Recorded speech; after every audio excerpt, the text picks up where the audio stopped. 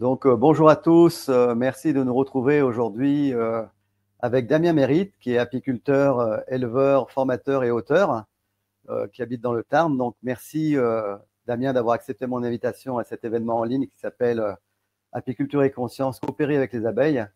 Et j'avais à cœur de t'inviter pour plusieurs raisons. La première, parce que tu es auteur d'un livre très intéressant et qui révolutionne un petit peu l'approche de l'apiculture, dont on verra tout à l'heure sur la ruche basse consommation. Et puis, c'était aussi pour moi un hommage aussi que je voulais donner à Marc Guillemin, qui nous a quittés il y a quelque temps et avec qui tu étais très proche et qui est à l'origine en fait de ce concept de partition isolante haute performance. Et donc, pour moi, c'était aussi une manière de lui rendre hommage par rapport à ses observations, son travail au fil de toutes ces années et pour lequel tu reprends le flambeau. Donc, merci à toi d'avoir accepté cette invitation. Ouais, ben merci Vincent pour l'invitation. J'en profite pour saluer tout le monde. Donc bonsoir à tous qui vont écouter cette vidéo. Écoute, merci de proposer ce sommet de l'apiculture et conscience. Donc j'espère qu'il va y avoir un franc succès et qu'il y aura beaucoup de vues pour cet événement. Merci. Et donc pour nos auditrices et auditeurs qui ne te connaissent pas, est-ce que tu pourrais te présenter et peut-être résumer succinctement un petit peu ton parcours professionnel et qu'est-ce qui t'a amené finalement à cette activité d'apiculteur et puis on verra par la suite sur la ruche basse consommation. Alors, je m'appelle Damien Mérite, je suis apiculteur dans le Tarn, je suis donc formateur pour l'ANRCA, donc je sillonne un peu toute la France, même un peu l'Europe pour faire des formations et des conférences. Et plus récemment, j'ai écrit le livre, donc j'ai co-écrit le livre La ruche basse consommation d'énergie, donc avec Jean Riondé et Marc Guillemin. Donc mon parcours, mon père est apiculteur, donc j'ai grandi au milieu des abeilles. Donc à 5 ans déjà, j'allais transhumer, je tenais l'enfumoir pour enfumer les ruches lors des transhumances. Et ensuite, j'ai un peu commencé à l'âge de 12 ans, 13 ans. Je m'occupais de produire du pollen, ensuite de produire de la gelée royale. Après, j'ai commencé à élever des rennes. J'accompagnais mon père aux journées d'études de l'ANRCA, donc ce qui a aussi été très, très formateur. Ça permet aussi de rencontrer d'autres apiculteurs, de voir d'autres types d'apiculture. Enfin voilà, donc il y a eu tout ce... Voilà, très jeune, je savais que je voulais être apiculteur. Et dans le cadre de mes études de biologie, je voulais aller voir un certain monsieur qui s'était présenté lors d'une formation insémination. Donc c'est Marc Guillemin. Et quand il s'est présenté, il a dit moi cette année avec 80 ruches, j'ai fait 8 tonnes de miel. Ce qui était très étonnant parce qu'il était en fauteuil roulant, en sédentaire, donc il était du côté d'Auxerre. Et quand je discutais avec lui, il n'y avait rien de ce qu'il disait qui était convaincant en fait pour justifier une telle production. Donc, c'est pour ça que le premier stage que j'ai eu l'occasion de faire dans mes études, je me suis dit, je vais aller chez Marc, je veux voir ce qui se passe chez lui, qu'est-ce qui se passe dans ses ruches. Et donc, c'est là que j'ai découvert les pipes. Et donc, c'était en 2009. Et donc, depuis... Donc, au début, les pipes, donc partition isolée haute performance, c'est un cadre rempli d'isolants. Donc, il y a l'association d'un isolant réflecteur avec un isolant... type polystyrène ou liège ou fibre de bois. Et surtout, c'est l'utilisation qu'on en fait, parce que Marc faisait des choses dans son environnement à Auxerre. Moi, je suis dans le sud. J'ai pas du tout le même contexte floral, j'ai pas du tout le même environnement. Et en essayant de faire un copier-coller, ça marchait pas, parce que forcément, c'était pas adapté à l'environnement. Donc, le temps d'apprendre un peu à utiliser cet outil, j'avais vu le potentiel, mais le temps de réussir à apprendre à l'utiliser, j'en ai eu pour quelques années, 5 ans. 5 ans avant de pouvoir dire vraiment, on a pu augmenter les productions de miel grâce à l'isolation des ruches. Et donc, depuis, on est toujours resté en contact, on a toujours échangé, on a avancé dans la réflexion, on a optimisé. Au début, ce qui était simplement des partitions dans les ruches, maintenant, on parle vraiment de ruches basse consommation parce que c'est beaucoup plus que les pipes. Voilà, je pense qu'on en parlera plus tard. Ok, donc merci déjà pour cette présentation. Et donc, tu faisais état que cette approche, elle avait évolué au fil des années. Est-ce que tu peux nous parler un petit peu peut-être des différentes étapes que tu as? J'imagine que tu as suivi un petit peu le parcours de Marc vis-à-vis de l'évolution de son utilisation. Est-ce que pour toi, il y a des grandes étapes que tu peux peut-être présenter sur l'évolution de ce système? Alors, la première chose en rentrant du stage, c'était d'aller acheter des matériaux isolants, de commencer à fabriquer des partitions, de les mettre dans les ruches. Matériaux. Et ça a été un problème. Déjà, les partitions au début, elles étaient trop épaisses. Donc, on perdait le cadre de couvain. On devait avoir un beau cadre de couvain contre les pipes. Puis, au fait, on perdait ce cadre à cause de la mauvaise fabrication, disons, des pipes. Donc, on a dû tout recommencer. Plusieurs fois, on a dû tout recommencer. Parce que les matériaux achetés, c'était pas les bons. Il y a eu le problème d'épaisseur, il y a eu le problème de fragilité, donc ça se déchirait. Enfin, donc déjà, il y a eu un certain temps avant d'arriver à équiper toutes les ruches de manière sérieuse. Mais déjà, dès le début, même avec des pipes qui étaient mal fabriquées, ce qui était évident, c'était pour sauver les ruches l'hiver. Ça, c'était spectaculaire, en fait, des ruches très faibles. On sait par expérience que ces ruches elles vont mourir pendant l'hiver, et puis au fait, en mettant en place l'isolation, on sauve ces ruches qui n'auraient pas survécu. Et souvent, c'est des ruches qui sont affaiblies parce qu'il y a un travail qui était mal fait à l'automne, ou le traitement varroa, ou un problème de frelons, enfin voilà, quelque chose a été mal fait lors de la préparation des abeilles d'hiver, et donc ça permet de rattraper un peu cette erreur, disons, un peu plus tard. Ça, c'était un peu la première étape, disons, déjà d'équiper toutes les ruches avec des pipes. Ensuite, d'arriver à sauver des ruches, ça aussi, c'est venu assez rapidement. Et disons, une deuxième étape qui est arrivée à partir de 2014, donc ça a mis 5 ans. Là, c'était de vraiment changer la conduite, où là, au lieu de faire simplement sauver des ruches, on a vraiment changé la manière de conduire les colonies. Donc, l'idée, c'était de provoquer un blocage de ponte quand on arrive au début de la mielée, pour orienter les abeilles vers la production de miel et pas par le développement du couvain. Et donc, c'est devenu un peu un outil qui permet de choisir. C'est un outil stratégique qui permet de choisir. Je veux faire tel miel à tel moment, ou je préfère que ma ruche continue à se développer pour faire du miel plus tard. Voilà, donc ça, c'est venu à partir de 2014, et c'est encore jusqu'à aujourd'hui, on est toujours en cours d'expérience. Enfin, on prend de l'expérience, on est toujours en apprentissage, parce que utiliser les pipes, ça dépend vraiment des années. Ça permet de s'adapter aussi au changement climatique, et les années à se suivre, elles ne se ressemblent pas du tout. Donc, c'est un outil qui est intéressant.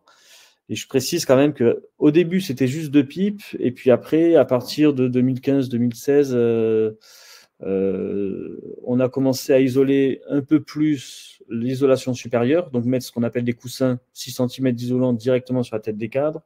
Et à partir de 2018, il y a eu les chaussures. Voilà, moi, le constat que j'avais fait, c'est qu'on avait des problèmes avec les entrées qu'on trouve dans le commerce, les entrées standards. On a des problèmes avec les courants d'air qui rentrent dans les ruches, et donc les abeilles vont se positionner de telle manière qu'elles vont lutter contre ce flux d'air externe pour respecter le microclimat du nid à couvain.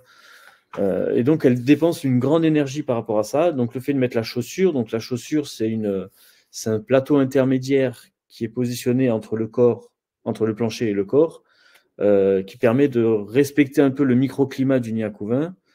Donc ça a été aussi une grande avancée. Ça a vraiment changé le comportement des abeilles, ça a vraiment changé les pertes d'abeilles pendant l'hiver aussi. Maintenant, je ne perds plus d'abeilles pendant l'hiver. D'accord. Donc, en fait, les premières observations que vous avez pu faire, c'est en effet moins de pertes hivernales, ou voire pas du tout de pertes hivernales, et ensuite une capacité à la production bien supérieure à ce que vous aviez pu constater auparavant. C'est un petit peu ça, les observations principales, ou il y a d'autres observations aussi que vous avez pu faire? Alors, on a sauvé des ruches faibles, on a fait plus de miel. Surtout, on fait du miel sur des mielés qui sont difficiles. Donc là où les voisins ne font pas de miel, on va faire du miel. Après, quand tout marche, là, on va moins voir l'effet des pipes, parce que quand l'environnement est là, souvent, même avec n'importe quoi, on fait du miel. Mais c'est vraiment sur les mielés difficiles qu'on voit la différence. Donc, production de miel. Après, oui, mortalité hivernale. Après, il faut aussi l'associer à un changement de conduite. Enfin, il faut être rigoureux aussi sur le varroa, sur la préparation des abeilles d'hiver. Je veux dire, des pipes, la limite, c'est que ça ne fait pas non plus un bon apiculteur. Il faut être aussi bon apiculteur. C'est un outil. Et, ouais. Et c'est quoi les principales différences entre, on va dire, une ruche traditionnelle, voilà, et celles qui sont équipées de partitions isolantes, hein, dans ton livre que j'ai lu aussi avec beaucoup d'intérêt, tu parles finalement d'un parallèle avec le tronc d'arbre qui autrefois avait vraiment une isolation et une entrée qui était quand même réduite. Finalement, est-ce que vous ne reproduisez pas à travers cette utilisation, finalement, dans un usage professionnel, ou en tout cas dans une apiculture dite conventionnelle, finalement, ce que autrefois existait à l'état naturel dans les troncs d'arbres? C'est l'objectif, en fait. C'est un peu ce qu'on recherche, c'est le fil rouge, c'est le fil conducteur. Je reviens juste au point d'avant. Un autre avantage qu'on a depuis qu'on met les pipes, c'est qu'on n'a plus de maladie de couvain. Niveau sanitaire, on n'a plus de couvain malade. Ça, c'est quand même important. De la loque, j'en ai plus. De la mycose, j'en ai plus. Voilà, ce genre de maladie. Oui, indépendamment de l'aspect génétique, puisque souvent on associe peut-être des fragilités d'ordre génétique à certaines sous-espèces d'abeilles. Tu as le recul suffisant pour dire que quelles que soient les sous-espèces d'abeilles, voilà, au niveau sanitaire, il y a une amélioration significative. Oui. On a vraiment un recul de 15 ans. Presque 15 ans. Ouais, 15 ans de recul. Où depuis, Marc, il avait fait le même constat. Depuis qu'il a mis les pipes, il n'avait plus de maladie. Et donc, nous, on fait le même constat. Mais après, il y a aussi la manière de le positionner. Il faut bien resserrer. Je reviens à ta question là par rapport au tronc d'arbre. C'est vrai que c'est le fil conducteur. Nous, c'est de se dire le tronc d'arbre, et c'était un peu la réflexion de Marc. Une des premières expériences que Marc a eues en apiculture, c'était de transférer un essaim qui était assez petit, mais qui était dans un tronc d'arbre. Il a transféré dans une ruche d'Adam 12 cadres. Et en fait, cet essaim n'a pas passé l'hiver. Et donc ça l'a contrarié parce qu'il s'est dit, mais cet essaim, s'il est dans un tronc d'arbre, il survit, il vit, mais si on le met dans une ruche moderne, il meurt. Et donc c'est là qu'il a commencé à partitionner, à réduire l'espace en disant le volume est trop gros. Enfin, c'est un peu le début de la réflexion. Donc ça a toujours été le fil rouge de se dire, on aimerait offrir aux abeilles un habitat qui se rapproche de l'habitat originel des abeilles, donc c'est le tronc d'arbre creux. On aimerait offrir ça aux abeilles, mais que ce soit quelque chose qui soit utilisable par des apiculteurs professionnels. Parce que on ne peut pas travailler, on ne peut pas avoir une apiculture professionnelle dans des troncs d'arbres, évidemment. Ce n'est pas quelque chose qui est utilisable à grande échelle. Donc, c'était un peu le défi qu'on s'est donné. Si ce n'est pas utilisable par l'apiculteur, ce n'est pas acceptable. On aurait pu essayer d'inventer un nouveau format de ruche, un nouveau truc, mais c'est trop compliqué. On ne peut pas demander à un apiculteur professionnel de changer son format de ruche. Personne n'est prêt à changer de format de ruche, ou très peu. Et en fait, j'en reviens aussi au tronc d'arbre. Une grosse différence qu'il y a entre les ruches modernes et les troncs d'arbres, et ça, c'est surtout Mitchell qui l'a démontré par ses travaux, c'est qu'on n'a pas du tout la même physique. On n'a pas la même... c'est surtout dans l'échange, dans les mécaniques de fluide et dans les échanges, dans un transfert de chaleur, dans les transferts d'humidité, dans les transferts de CO2, dans les transferts d'air qu'il y a entre le microclimat interne de la ruche et le climat externe. Dans le tronc d'arbre, les abeilles régulent ce climat interne très facilement. Alors que quand on est dans une ruche moderne, avec des cadres mobiles, avec des planchers grillagés qui sont mal isolés, les abeilles, elles arrivent à le faire, mais elles le font avec un coût énergétique qui va être très important, et donc elles vont consommer beaucoup de miel ou de sirop, et elles vont s'épuiser, et donc c'est pour ça qu'on a aussi beaucoup de pertes d'abeilles. Il n'y a pas que ça, mais ça y contribue fortement. Et donc, on parlait tout à l'heure des matériaux. Donc, tu parlais justement d'un matériau réfléchissant et d'un matériau quelque part isolant, hein. Tu parlais de fibres de bois, de polystyrène extrudé ou de liège. Est-ce que tu peux revenir sur ces matériaux et notamment l'importance de la qualité de ces matériaux puisque c'est aussi, ça fait partie aussi de l'évolution finalement de votre cheminement, c'est que tous les matériaux ne se valent pas. Hein, c'est aussi pour nos auditeurs et auditrices qui vont nous écouter, c'est-à-dire que voilà, il ne s'agit pas d'aller acheter le premier matériel isolant ou réfléchissant pour que ça fonctionne. Qu'est-ce que tu peux nous dire là-dessus?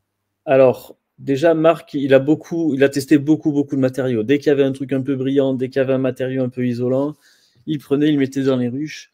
Et déjà, le premier problème, c'est qu'il y a beaucoup de matériaux qui se font grignoter par les abeilles. Et donc ça, en fait, le tri est vite fait, même si le matériau il peut avoir des caractéristiques intéressantes, s'il est grignoté par les abeilles, il n'a pas sa place dans la ruche.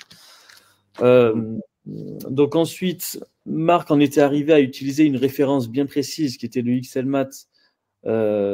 Donc c'est des bulles aluminisées. Alors il faut en prendre soin. Si on en prend soin, une pipe, ça peut durer 10 ans. Si on en prend soin, si on donne un coup de F4 dedans, ça va faire un point d'attaque et les abeilles vont le grignoter. Alors pareil, 10 ans, si on la fabrique bien, si on la fabrique selon le cahier des charges que préconise Marc. Donc il a beaucoup travaillé au fait sur la conception de la pipe. Et les bulles ont leur importance pour apporter une bonne tension. Voilà, maintenant aujourd'hui pour ce qui est des matériaux, on a des matériaux, il existe des matériaux qui sont très résistants, qui sont indéchirables, qui sont performants pour les abeilles, enfin performants au niveau réflecteur, qui ne sont pas déchirables, donc c'est quelque chose qui est plus durable, et ça c'est intéressant. On a un peu du mal à en trouver dans le commerce, on a quelques références, mais on n'a pas encore la performance attendue, donc voilà, il y a des choses encore à améliorer. Moi j'ai déjà testé des matériaux qui sont intéressants, qui sont bien, mais maintenant il faut discuter avec les fabricants pour qu'ils acceptent de le vendre en petit volume pour que ce soit utilisable par des apiculteurs. Et après, c'est vrai que les pipes, donc c'est l'association de la réflexion qui doit être au plus proche des abeilles, parce que les abeilles se chauffent par réflexion, donc elles envoient un rayonnement qui revient vers elles, qui leur est bénéfique. On associe la réflexion à un isolant qui va être vraiment ou du polystyrène, ou du liège, ou de la fibre de bois, mais cet isolant-là n'est pas au contact des abeilles. Il est protégé. Protégé par le réflecteur, qui lui doit être du coup le plus solide possible, qui doit résister au grignotage des abeilles. Et j'avais une question, donc tu nous présentes finalement les avantages, on parlait de diminuer les pertes hivernales notamment, tu parlais de pouvoir justement par le confinement préparer les colonies à une mielée spécifique, notamment dans le contexte actuel où les mielées sont parfois de plus en plus courtes ou aléatoires. Donc, il y a cette approche de pouvoir vraiment les préparer en ce sens. Est-ce qu'il y a des inconvénients dans l'utilisation de ces partitions isolantes, de ces pipes? Voilà, pour monsieur tout le monde ou pour un apiculteur qui mettrait simplement des partitions, est-ce qu'il peut y avoir des inconvénients?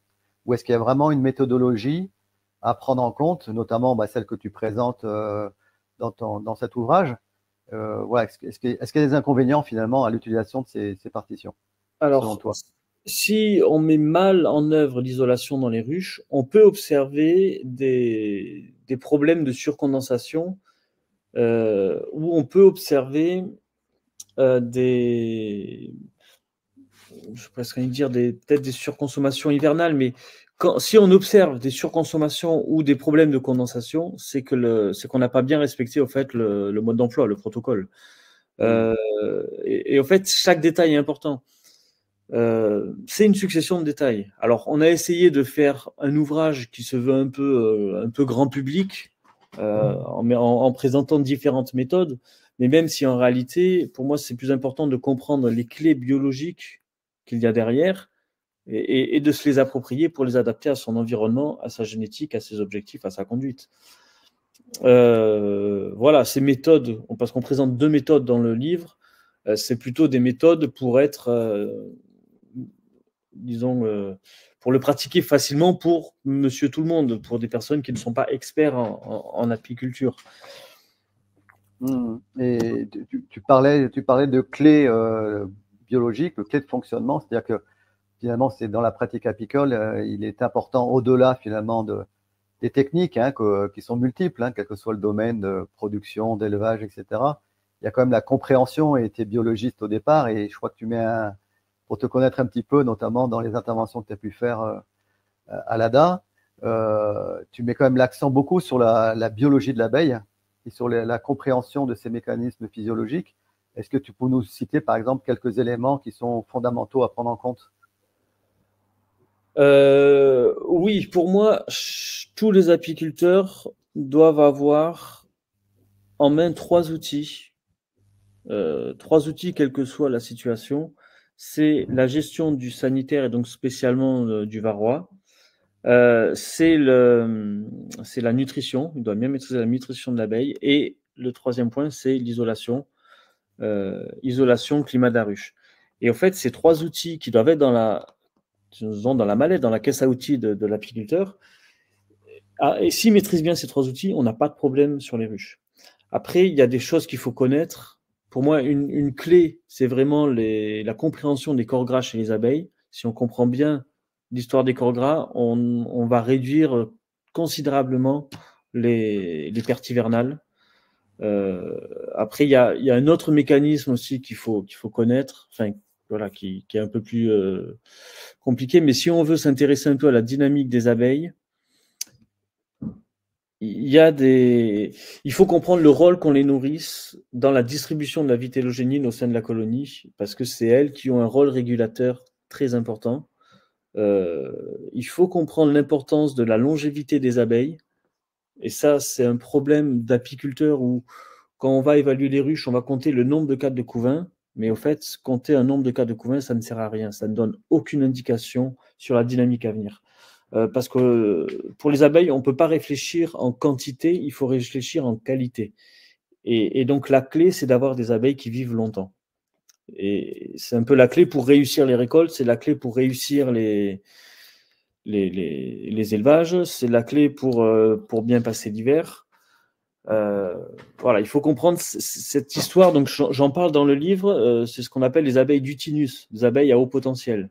Donc après, on explique aussi comment il faut fabriquer ces abeilles d'Utinus avec les pipes. Donc par exemple, en créant ce qu'on appelle l'effet cocotte minute, là, on fabrique ces abeilles d'Utinus de haut potentiel.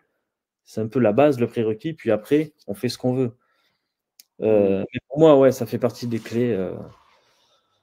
Oui, donc tu mets bien avant qu'il y a une compréhension biologique en fait du fonctionnement de la colonie, et notamment justement tu parles des nourrices, tu parles de vitellogénine, de corps gras, et donc l'utilisation des partitions isolantes en fait contribue aussi à économiser finalement un certain nombre d'abeilles qui seraient dévouées à la thermorégulation, et que finalement cette énergie qui serait dévouée au maintien de la température finalement est transposée sur d'autres activités. C'est un petit peu ça? Ouais, tout à fait. Tout à fait. On va le retrouver en longévité d'abeilles. Et puis, si on veut faire du miel, on va le retrouver en butinage. C'est je pense, l'objectif de la plupart des apiculteurs. Donc, c'est ça. En fait, les abeilles, il faut comprendre que quand une colonie va chercher du miel, elle va chercher de l'énergie pour se chauffer. Et de l'énergie surtout pour chauffer le nid à couvain. Parce qu'une des particularités de l'abeille, c'est que c'est elle qui décide le climat du nid, le climat dans lequel va être élevé le nid à couvain. Elle ne va pas dépendre des températures extérieures comme d'autres insectes qui vont attendre qu'il fasse beau pour commencer à se développer. Les abeilles, ce n'est pas le cas.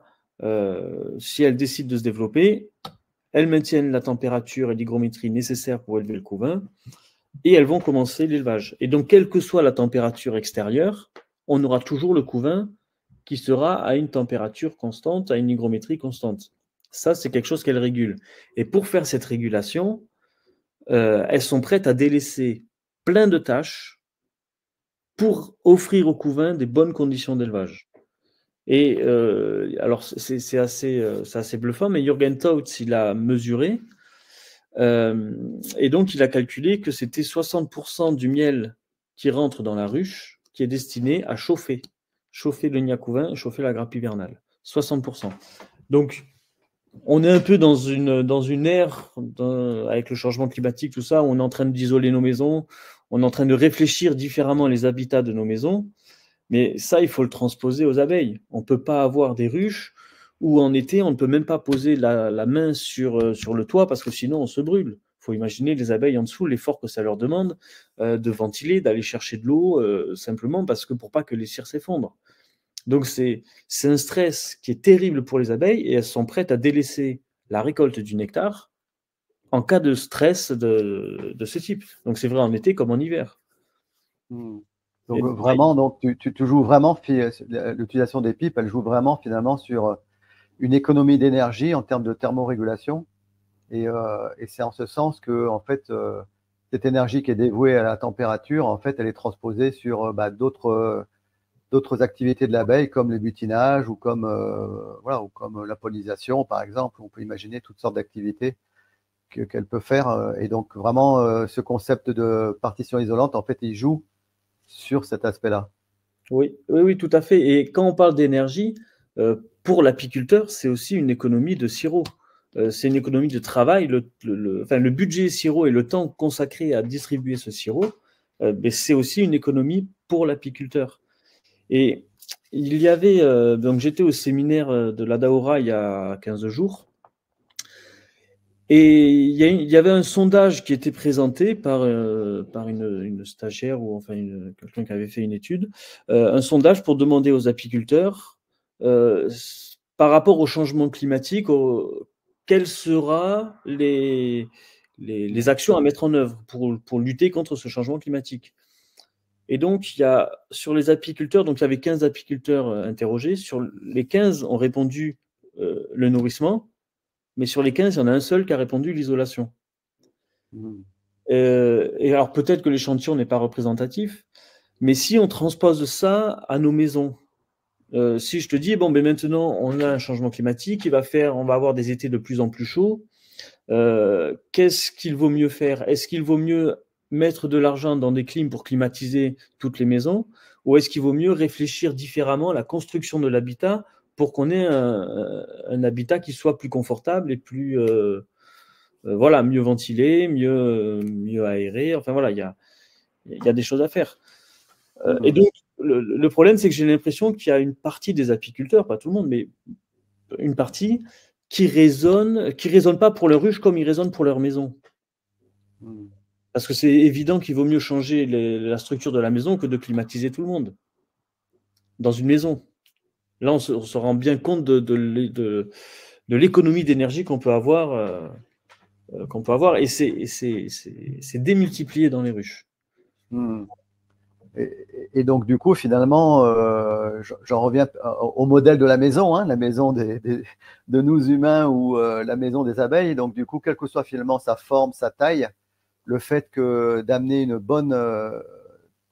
maintien d'une bonne température, en fait, à travers notamment l'utilisation de ces pipes, ça permet vraiment de pouvoir finalement avoir à la fois le respect de l'abeille et à la fois une coopération dans le sens de pouvoir l'accompagner, notamment dans ces transitions de changement climatique, par exemple, où elle subit quand même des nombreux stress, même si on ne peut pas faire grand-chose par rapport à ces aléas climatiques. En fait, l'abeille et le vivant au sens large, finalement, subit de plein fouet.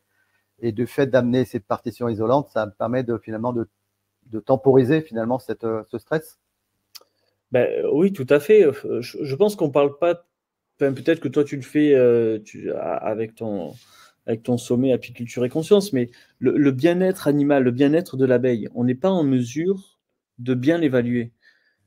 Si on passe à côté d'un champ qu'on voit des vaches ou des chevaux qui sont, on voit on voit qu'ils sont pas bien, on voit qu'ils sont ternes, on voit qu'ils sont un peu malades, qu'ils sont pas bien, mais là, il va y avoir des pétitions qui vont être faites, tout ça, le bien-être animal, comment sont traités ces animaux.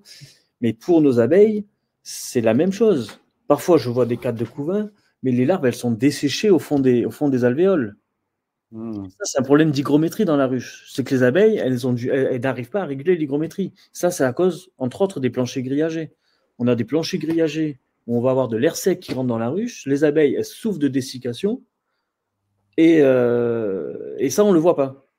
Oui, et pire encore, quand elles n'ont pas accès à de l'eau, par exemple, de bonne qualité à proximité. Ah ben oui, ça aussi, c'est un problème, l'apport en eau dans la ruche. Alors oui, où il faut avoir des abreuvoirs sur les ruchers. Moi, ce que je recherche, c'est d'avoir de la condensation dans la ruche, mais au bon endroit, plutôt sur les parois ou vers l'entrée. parce que là, ça permet d'avoir de l'eau propre, facilement disponible. Mais ce problème d'humidité dans la ruche, au fait, l'apiculture en général voit ça à l'envers. S'il y a de la condensation dans une ruche, c'est un problème. Et donc, pour résoudre ce problème, il faut mettre un plancher grillagé.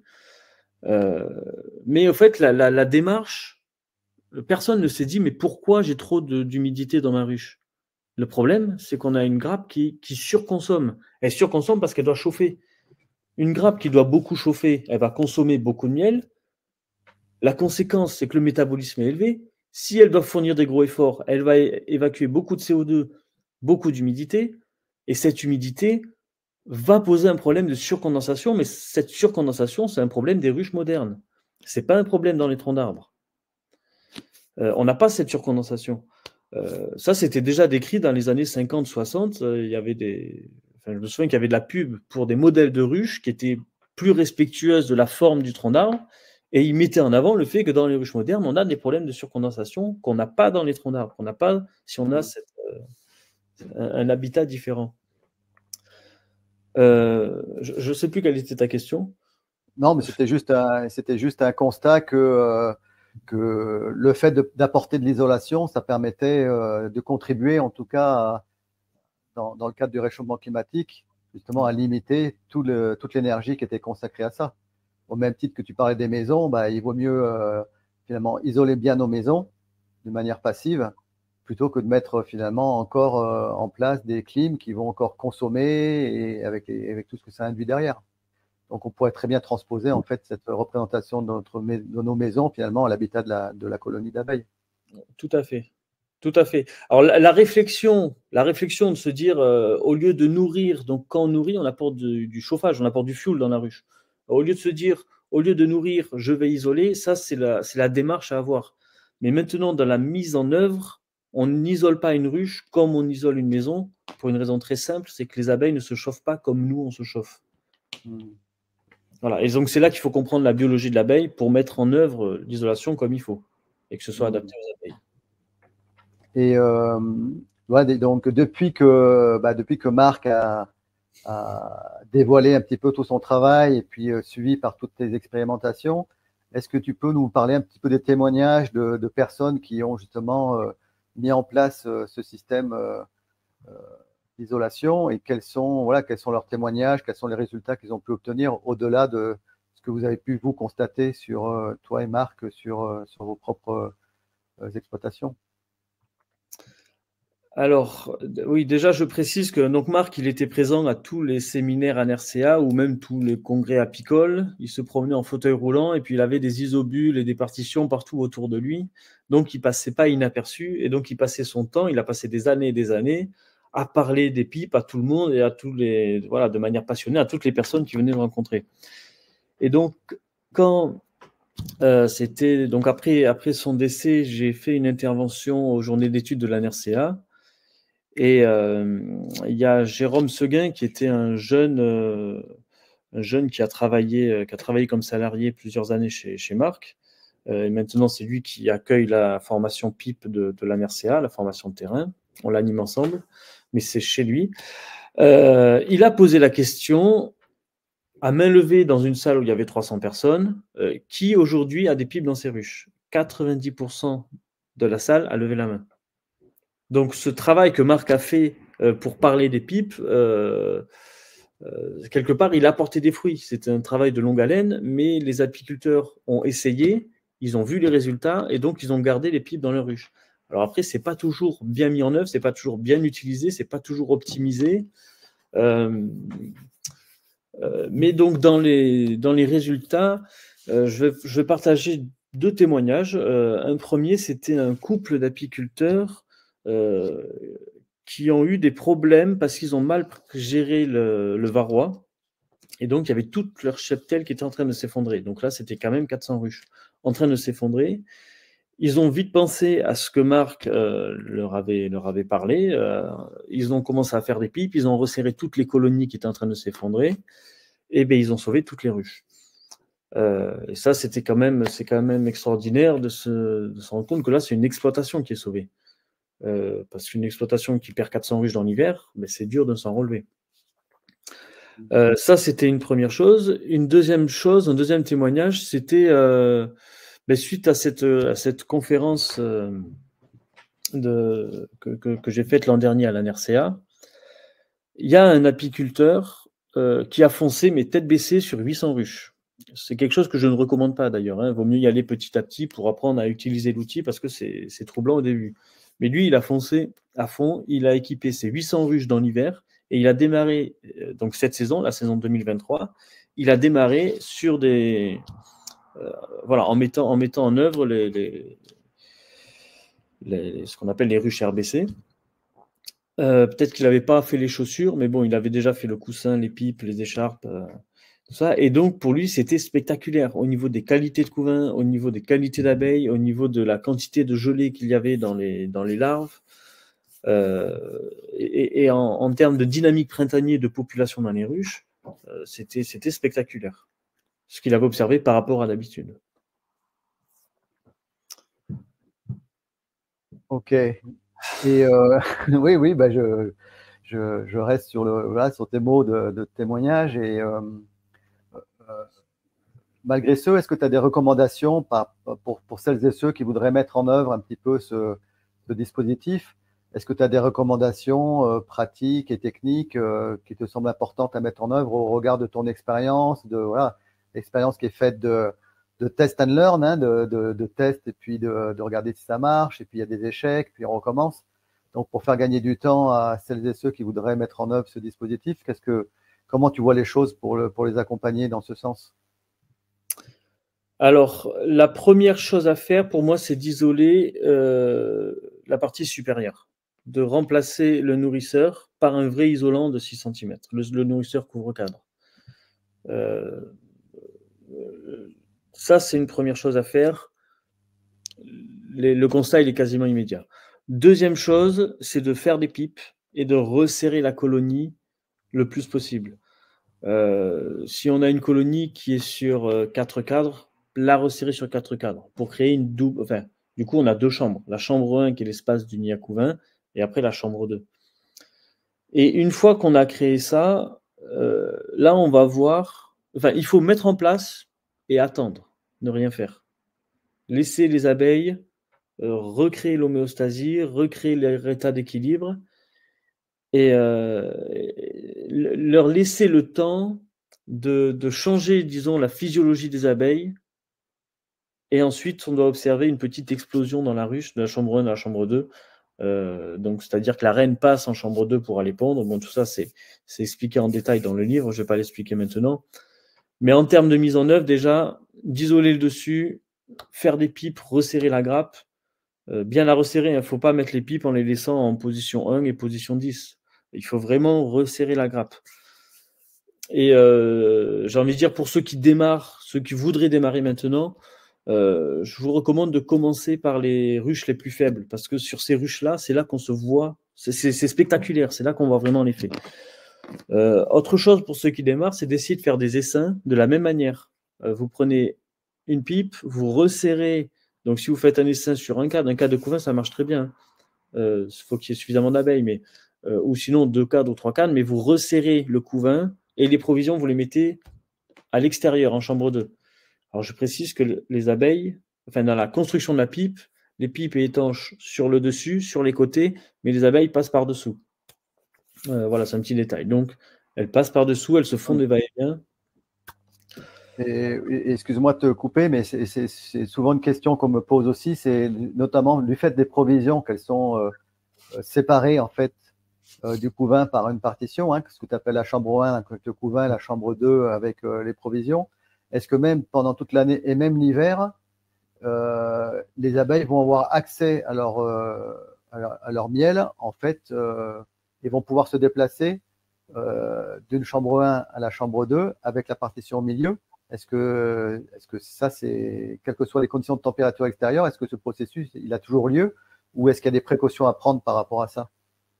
Non, il a toujours lieu pour une raison très simple, c'est que quand on arrive en hiver, les abeilles vont mettre beaucoup plus de provisions dans la chambre 1.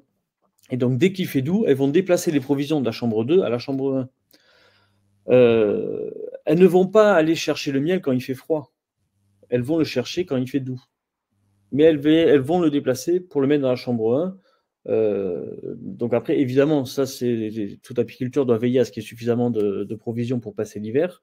Mais ça, quel que soit le type de ruche. Du moment qu'il y a les provisions, elles n'auront pas de problème pour aller dans la chambre 2, le ramener dans la chambre 1. D'accord. Quelles que soient les conditions de température extérieure, même si elles durent, imaginons un mois de très froid, est-ce que les abeilles vont passer malgré tout de la chambre 1 à la chambre 2 pour aller chercher leurs ressources?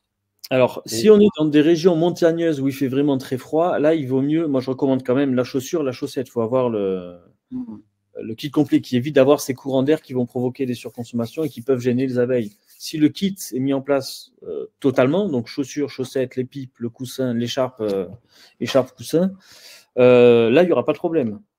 Il n'y aura pas de problème, quelle que soit la météo. Alors après, c'est vrai qu'on n'a pas essayé dans des conditions extrêmes comme le Canada ou comme des choses comme ça. Donc sur ces conditions-là, je n'ai pas. Mais en France, même en montagne, il n'y a pas, de souci. Ouais, est-ce que c'est dû au fait que comme la grappe est très resserrée, hein, en tout cas la grappe est très resserrée, en fait, elle occupe finalement tout le volume de cet espace-là. Et donc forcément, il y a un certain nombre d'abeilles qui sont en périphérie de la grappe, ont accès finalement à proximité, sous la pipe finalement, des réserves qui sont disponibles. Alors, si on a bien mis en place l'isolation, oui, c'est ce qu'on doit observer. On doit observer des abeilles étalées sur tout le cadre. Mais ça, c'est aussi la chaussure qui offre cette configuration différente. Et en effet, au fait, on observe même un comportement différent de la grappe pendant l'hiver. Et ça, c'est aussi quelque chose que Mitchell démontrait dans son étude, c'est qu'il dit, mais la grappe, c'est une adaptation des abeilles aux ruches modernes. Et dans les troncs d'arbres, on n'a pas le même comportement. Et donc, si on met en place le kit complet, donc là, j'insiste sur la chaussure, hein. Enfin, coussin, chaussure, pipe, chaussure, chaussette, mais surtout la chaussure, on a un comportement différent qui font que les abeilles vont beaucoup plus s'étaler. Au lieu de se resserrer en grappe, elles vont beaucoup plus s'étaler et passeront très facilement dans la chambre 2. Oui, comme tu disais tout à l'heure, c'est vraiment beaucoup de questions de détails, et notamment en relation avec la biologie de l'abeille. Donc, c'est juste ça sur lequel j'insiste, parce qu'il ne s'agit pas finalement de créer deux chambres, et parce qu'une chambre 1 qui ne serait pas suffisamment resserrée, bah, peut-être que les abeilles, finalement, se grappant au sein même de cette chambre 1, n'iraient pas forcément accéder à la chambre 2 ou là où il y a les provisions, tu vois, par exemple. Oui, voilà. Si ce n'est pas suffisamment resserré, ou s'il n'y a pas l'isolation supérieure, ou s'il n'y a pas la chaussure, voilà. C'est ça. C'est ça. Donc, c'est bien pour mettre vraiment alerté. C'est pas, comment dirais-je, c'est pas quelque chose qu'on met comme ça et puis en automatique, ça se fait. Il y a une compréhension des mécanismes, comme tu l'as insisté tout à l'heure, qui permet de faire les choses en conscience, en comprenant bien comment les abeilles fonctionnent, notamment en termes de thermorégulation et voilà, finalement de resserrement de la grappe et de comportement de la grappe. Oui, tout à fait. Et donc, on parlait de l'utilisation des partitions isolantes, la haute performance pour le miel, et on peut l'utiliser également dans d'autres domaines de la pratique apicole. En élevage. Donc moi je l'utilise pour les ruches éleveuses. Alors j'utilise les mêmes principes biologiques parce que la biologie c'est la même, mais j'utilise pour les éleveuses. Donc je le décris dans le livre. Je l'utilise aussi sur les nucléis et les résultats sont assez spectaculaires parce qu'en fait plus c'est petit, plus on voit l'effet de l'isolation. On l'utilise pour faire les essaims sur un cadre. Là aussi c'est spectaculaire. Et ensuite, dans les hausses aussi, on met des pipettes. Et pour faciliter la transformation du nectar en miel, ça permet d'avoir de meilleures récoltes. Et c'est surtout spectaculaire sur les premières hausses. Pour faire du miel très tôt en saison, c'est là qu'on voit vraiment l'impact que peuvent avoir ces pipettes. Et après, sinon, qu'est-ce qu'on peut faire d'autre en apiculture? Alors, en gelée royale, c'est quelque chose à développer. Alors, moi, je ne fais pas de gelée royale, donc je n'ai pas pu expérimenter dans ce sens. Mais il y a Fanny, c'est la compagne de Jérôme Seguin, qui est le produit de la gelée royale et qui utilise aussi les pipes. Donc, je pense qu'en discutant avec elle, on va peut-être essayer de trouver quelque chose pour la production. Mais voilà, pour l'instant, j'ai pas. D'accord. Et c'est donc comment est perçue dans la communauté apicole un petit peu cette révolution de l'utilisation de ces partitions? tu parlais de l'assemblée avec les 300 personnes où il y avait 80% des personnes qui l'utilisaient, mais au-delà, notamment depuis la diffusion de cet ouvrage, quels sont les retours que tu as vis-à-vis du monde apicole? Alors, premièrement, il y a un grand intérêt. Il y a un grand intérêt de la communauté apicole. Moi, je le vois par plusieurs choses. Suite à cette intervention à la NERCA, j'ai écrit un article dans Inforen. Alors, ça fait donc Inforen, c'est la revue de la NERCA. C'est une revue trimestrielle. Ça fait 10 ans que j'écris pour cette revue, donc j'écris régulièrement des articles. Mais je n'ai jamais eu autant de retours que suite à l'écriture de cet article. Là, vraiment, tous les jours, j'avais un mail, j'avais des appels, voilà. Parce qu'au fait, cet article, alors, il est arrivé un peu en hommage à Marc Guillemin après son décès. Et dans cet article, je mets vraiment en lien la biologie de l'abeille avec l'isolation des ruches et comment on l'utilise en fonction de la biologie. Et je pense que ce trait d'union biologie, compréhension de la biologie avec les pipes, ça suscite un intérêt nouveau. Parce que même si parfois les apiculteurs peuvent ne pas adhérer au fait d'isoler les ruches ou enfin voilà, il y a des réticences, il faut changer l'organisation, tout ça. Ils sont intéressés par ce qu'ils apprennent de l'abeille et par la dynamique qu'on peut avoir. En comprenant mieux la biologie, on comprend mieux ces abeilles, quelle que soit la conduite, qu'on adhère ou pas à la ruche RBC. Ensuite, là, moi, où je le vois, c'est que, bon, je vais faire des formations, je vais faire des conférences, je n'ai jamais été autant sollicité. Et aussitôt dans la saison. C'est-à-dire que là, tous les 15 jours, je pars dans toute la France, et vraiment dans tous les points de la France. La semaine prochaine, je vais partir à Nancy. Après, je vais partir dans les Landes, je vais partir au Pays Basque, je vais partir dans le Gers. Donc là, j'étais à Lyon. Enfin, on me sollicite de partout. L'an dernier, j'étais à Saint-Michel. Je retourne en Bretagne cette année. Enfin voilà, donc c'est. Donc du coup, en fait, comment tu vois l'avenir de l'apiculture? C'est vrai que quelquefois on se pose beaucoup de questions sur l'avenir des abeilles au regard de l'environnement, des biocides qui sont présents, de toutes les difficultés qu'on rencontre la profession, et au regard justement de cette petite révolution, comme certains l'appellent. Comment tu vois un petit peu l'avenir de l'apiculture en tenant compte notamment de ce qui est en train de se mettre en œuvre chez les apiculteurs avec l'usage de ces partitions et autres isolants, évidemment. Ouais. Alors, justement, tu parles de révolution, c'est le sous-titre de livre, c'est justement La ruche basse consommation d'énergie, une révolution apicole. Donc, c'est une bonne introduction pour peut-être présenter justement à la fois ce livre et à la fois voilà, en quoi ça amène vraiment une solution, ou en tout cas une partie des solutions aux problèmes que rencontre l'apiculture au sens large. Ouais, alors pour moi, dans un contexte de changement climatique où il faudra. Enfin, pour moi, maintenant, il faut faire du miel quand il y a du miel à faire. Avant, on pouvait se dire je prépare ma ruche en été pour faire au printemps, je laisse ma ruche grossir pour arriver très belle sur la mielée d'été. Le problème, c'est que cette année, maintenant, je veux dire, si on raisonne comme ça, ben, en fait, on peut passer à côté de la mielée de printemps parce que les ruches se sont développées sur cette mielée au lieu de faire du miel. Mais arrivé en été, on n'a pas la mielée parce qu'il fait trop sec, parce qu'il y a trop d'eau, parce qu'il fait trop froid, parce qu'on ne sait pas ce qui va se passer. Donc là où c'est révolutionnaire, c'est que déjà on peut se dire bon, mais maintenant il y a un coup à faire au printemps, je fais mon coup au printemps et je ne vais pas impacter ma récolte d'été pour autant. Voilà, donc ça, pour moi, là on est révolutionnaire et on arrive à s'adapter au changement climatique. Et puis la deuxième chose, ça va être aussi l'économie de sirop, l'économie d'énergie, l'économie de sirop. Et quelque chose dont on commence tout juste à parler, c'est aussi le confort des abeilles. Et ça aussi, pour moi, c'est révolutionnaire, c'est que on ne se posait pas trop la question du bien-être animal chez les abeilles. Chez d'autres espèces, oui, mais chez les abeilles, on n'en parlait pas trop, déjà parce qu'on a du mal à l'évaluer. Mais si on y fait attention, pour moi, ça, c'est une question où, dans les années à venir, on va certainement en parler.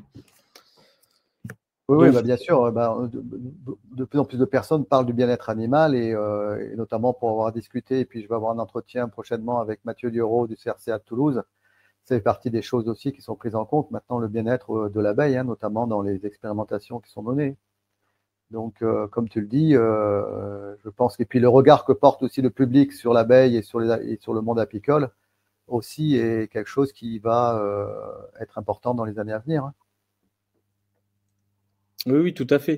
Mon constat un peu, si je reprends, disons, 20 ans de recul, vu que j'étais dans les ruches très jeune, c'est qu'il y a 20 ans, les apiculteurs, disons de manière générale, je ne parle pas de tel apiculteur ou telle pratique, hein, mais disons de manière générale, les apiculteurs n'étaient pas rigoureux sur le traitement varroa.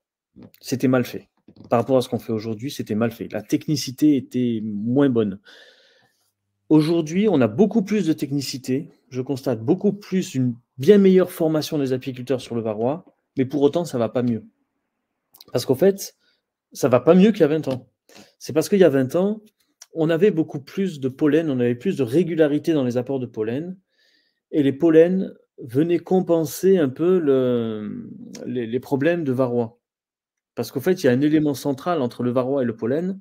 L'élément central, c'est les corps gras des abeilles. Les abeilles utilisent les corps gras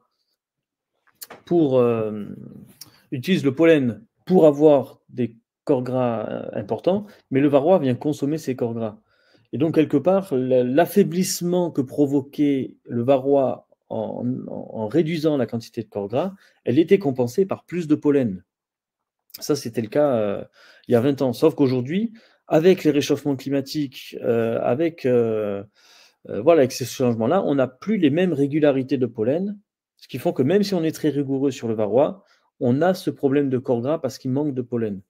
Et ça, pour moi, c'est aussi quelque chose dans l'apiculture de demain, cet aspect pollen et nutrition, il va falloir le maîtriser. Parce que quand on parle de nourrissement, l'apiculteur, il va mettre du sirop, mais au fait, le sirop, c'est pas du nourrissement, le sirop, c'est de l'énergie. Voilà, il y a ce truc-là, c'est quelque chose que, de la même manière qu'en 20 ans, l'apiculture est devenue beaucoup plus technique sur le varroa, il va falloir qu'on devienne beaucoup plus technique sur la nutrition, à mon avis. Oui, oui, bah, ça fait partie, tu rappelles finalement par là même les 3 piliers dont tu parlais tout à l'heure, hein, à savoir la nutrition, l'isolation et le sanitaire. Voilà, voilà, tout à fait. Et peut-être pour conclure notre entretien passionnant, hein, est-ce que tu pourrais peut-être succinctement présenter un petit peu cet ouvrage coécrit avec Marc et Jean Riondey, voilà, que tu as présenté tout à l'heure, peut-être dire rapidement dans cette ruche basse consommation d'énergie, quels sont les éléments clés que les personnes qui seraient intéressées, et je mettrai évidemment le lien sur la vidéo YouTube, quels sont les points importants que tu peux présenter? Alors, dans ce livre, donc, le rabat là, de la couverture présente la composition, disons, de la ruche RBC. Donc après, là, on voit l'utilisation de la double chambre 1, chambre 2. Là, on voit la hausse, le coussin, l'écharpe, et donc toutes ces choses-là. Donc les éléments de la ruche sont présentés. Donc on a d'abord une première partie où là, on va parler, alors il y a beaucoup d'images, hein. On va parler du tronc d'arbre, de l'habitat de l'abeille, un peu de biologie. Et après, en deuxième partie du livre, donc il va y avoir un moment où on va dire qu'est-ce qu'on met en œuvre dans la ruche. On va parler vraiment des matériaux, des outils qui sont mis en œuvre. Et ensuite, on a une troisième partie, ça va être la conduite des colonies en économie d'énergie. Donc d'abord, qu'est-ce qu'on met en œuvre et ensuite, comment on les conduit. Donc c'est là qu'on parle des deux méthodes, méthode 1, méthode 2. Voilà, selon ce qu'on veut faire, selon les objectifs, comment on gère l'essaimage. Et aussi, à la fin, une partie sur l'élevage de rennes. Voilà, élevage, des questions, des réponses. Voilà, okay. Donc on a des trucs super. autour de ce livre. D'ailleurs, il est numéro 1 des ventes sur Amazon. Alors, si vous voulez acheter le livre, je vous demande simplement de le commander sur mon site pour une raison très simple, c'est que ça soutient notre travail de recherche. Parce qu'en fait, les droits d'auteur sont très faibles et en fait, c'est uniquement si je le vends en direct qu'on arrive à s'y retrouver sur le travail qu'on a mis pour communiquer là-dessus. Voilà. Donc, j'en profite.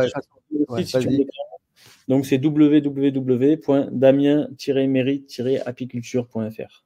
Ouais, donc dans tous les cas, de toute façon, dans la description de la vidéo YouTube, il y aura ce lien-là, et puis notamment sur sur le site mis en place pour l'événement, il y aura te concernant en fait les liens sur tes réseaux sociaux et sur ce livre. Voilà, donc je voudrais te laisser le mot de la fin, Damien. D'abord te remercier chaleureusement pour ce transfert d'informations, de connaissances et d'expériences. Et puis voilà, pour ceux qui nous écoutent, celles et ceux qui nous écoutent, qu'est-ce que tu voudrais peut-être dire comme mot de la fin par rapport à ce sujet? Moi, je dirais qu'il faut pas se désespérer, il faut pas perdre espoir. Il y a des changements, voilà, il y a des changements climatiques, mais au fait, il y a toujours eu des changements. Les abeilles savent s'adapter, mais nous aussi, apiculteurs, il faut qu'on apprenne à s'adapter. Donc, moi, je pense que surtout, il faut pas désespérer, disons, de tous les changements qu'on peut avoir. Et je dirais qu'il faudrait aussi réfléchir avoir un œil nouveau sur les abeilles. Voilà. Très bien. Ben, un grand merci, Damien. À très bientôt. Et donc, on va probablement se retrouver au live qui sera organisé pendant la semaine des diffusions. Merci encore à toi et à très bientôt. Et une pensée chaleureuse pour Marc Guillemin à l'origine de cette innovation. Merci à toi. Tout à fait. Ben, merci, Vincent. Allez, au revoir. Au revoir.